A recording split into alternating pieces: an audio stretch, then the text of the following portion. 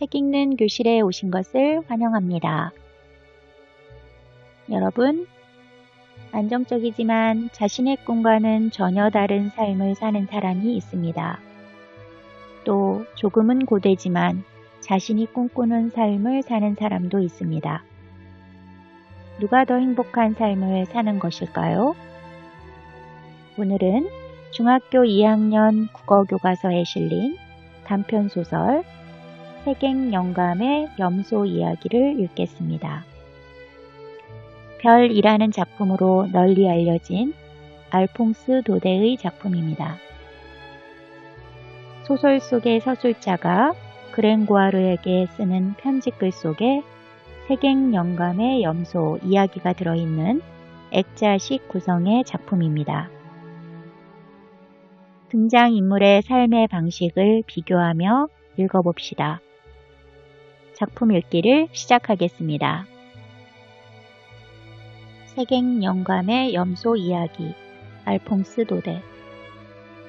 그랭고아르, 못난 친구 같으니 파리의 유명한 신문사에서도 기자로 와달라는데 그걸 마다하다니. 제발 자네 그 몰골 좀 보게나, 이 불쌍한 친구야. 우통 취에만 매달리니 그리 된 게 아닌가. 지난 10년간 취에만 전념한 대가가 고작 이건가. 대체 부끄럽지도 않으냐 이 말이야. 어서 그 일자리를 받아들이게 이 친구야. 뭐라고? 그러고 싶지 않다고? 끝까지 자유롭게 살겠다는 거군. 좋네. 그렇다면 내 자네에게 세갱영감의 염소 이야기를 들려줄 테니 어디 한번 들어보게나.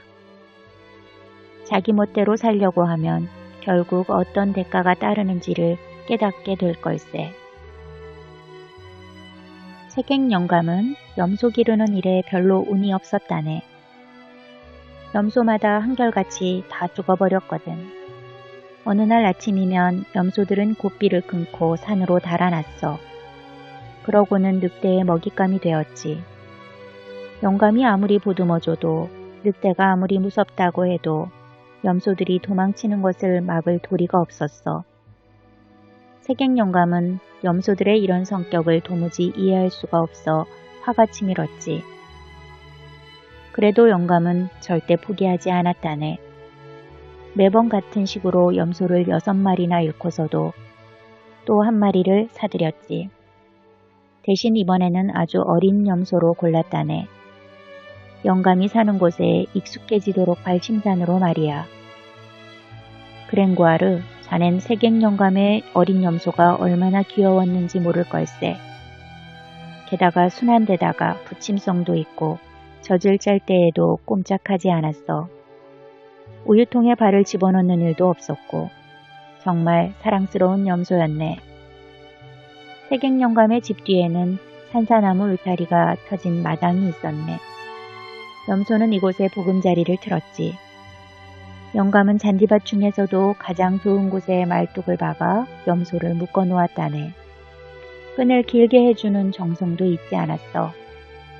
그리고 틈나는 대로 염소가 잘 있는지 살펴보았네. 염소가 매우 행복해 보였고 신나게 풀을 뜯는 것을 보자 영감도 흐뭇했지. 하지만 그건 착각이었네. 사실 염소는 실증을 내고 있었거든.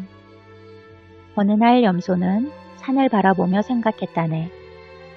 저 위에 올라가면 얼마나 좋을까?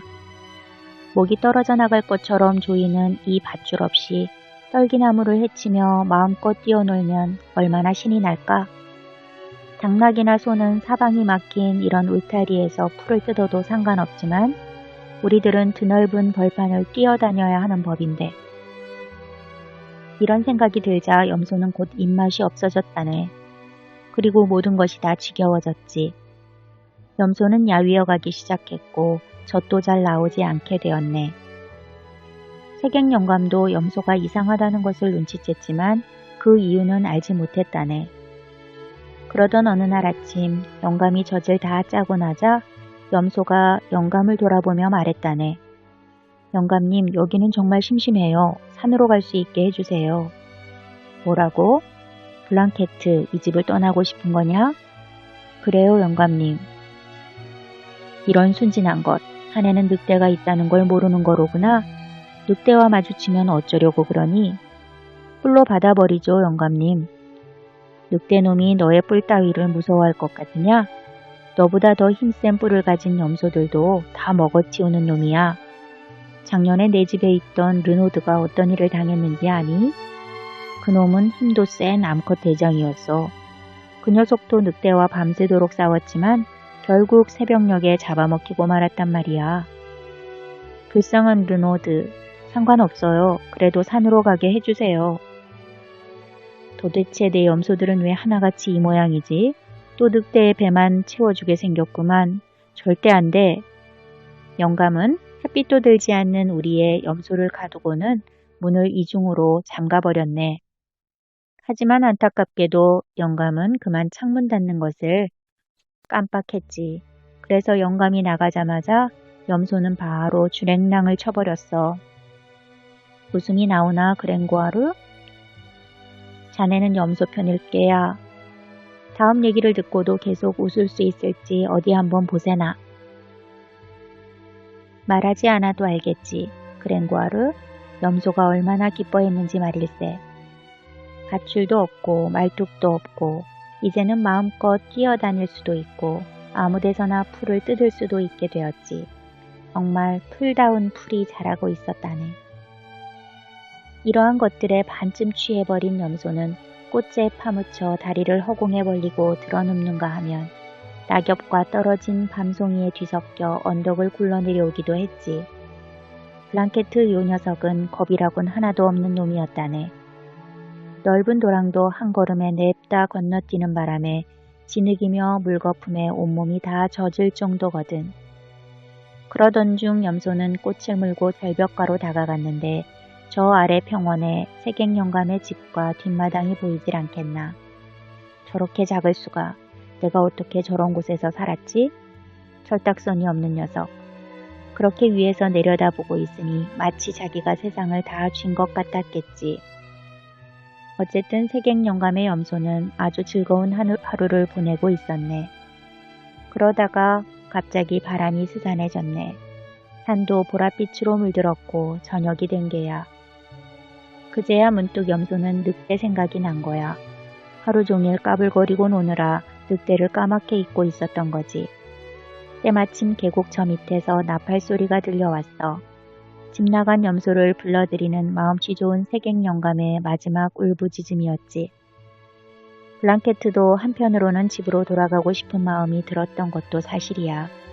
하지만 말뚝과 밧줄, 울타리를 떠올리니 다시 예전의 생활로 돌아갈 수 없을 것 같아 산에 머물기로 마음먹었지. 그때였네. 고개를 돌리자 어둠 속에 짧은 귀 두 개가 쫑긋 서 있는 게 아닌가. 번뜩이는 눈동자와 함께 말이지. 바로 늑대가 나타난 것일세. 블랑케트는 당황했지. 그러다 갑자기 밤새도록 늑대와 싸우다가 새벽녘에 잡아먹힌 르노드가 떠올랐네. 차라리 바로 잡아먹히는 게 더 나을지도 모른다는 생각이 스쳤지만 블랑케트는 마음을 고쳐먹고 곧바로 싸울 자세를 취했네. 블랑케트는 자신도 르노드만큼 오래 버틸 수 있는지 알고 싶었던 걸세. 드디어 늑대가 앞으로 다가왔고 염소도 작은 뿔을 휘둘러대기 시작했어. 염소가 너무 치열하게 싸우는 바람에 늑대도 숨을 돌리려고 10번은 좋게 물러섰다네. 그들의 싸움은 밤새 계속됐네. 염소는 계속 생각했지. 아, 새벽까지만 견딜 수 있으면. 곧 별들이 하나둘씩 사라지기 시작했네. 염소는 죽기 전 날이 밝기만을 기다렸던 거야. 결국 염소는 힘을 잃고 쓰러져 버렸네. 동시에 늑대가 달려들어 염소를 날름 먹어치웠다네. 잘 지내게 그랭고하르. 이 이야기는 지어낸 것이 아니네. 프로방스 지방에 들를 기회가 생기면 이곳 농부들에게 염소 이야기를 자주 듣게 될 걸세. 세객영감의 염소가 밤새도록 늑대와 싸우다가 새벽녘에 잡아먹혔어요. 알겠나, 그랭고하르? 새벽녘에 늑대에게 잡아먹혔다고. 작품 읽기를 마칩니다. 색액 영감의 염소는 자신의 신념대로 살며 자유를 추구했지만 죽음이라는 참혹한 결과를 맞이했습니다. 서술자가 그랭고아르에게 편지를 쓴 이유는 심한을 고집하며 살면 참혹한 결과만 있을 뿐이니 안정적인 삶을 추구하라는 마음을 전달하기 위해서입니다. 등장인물의 삶의 방식을 비교해보면 서술자와 색액 영감은 자유롭지는 않더라도 안정적인 삶을 추구합니다. 그랭고아르와 블랑케트는 위험을 감수하더라도 자유로운 삶을 추구합니다. 여러분들도 등장인물의 삶의 방식을 비교해보고 여러분의 생각을 정리해보세요. 감사합니다.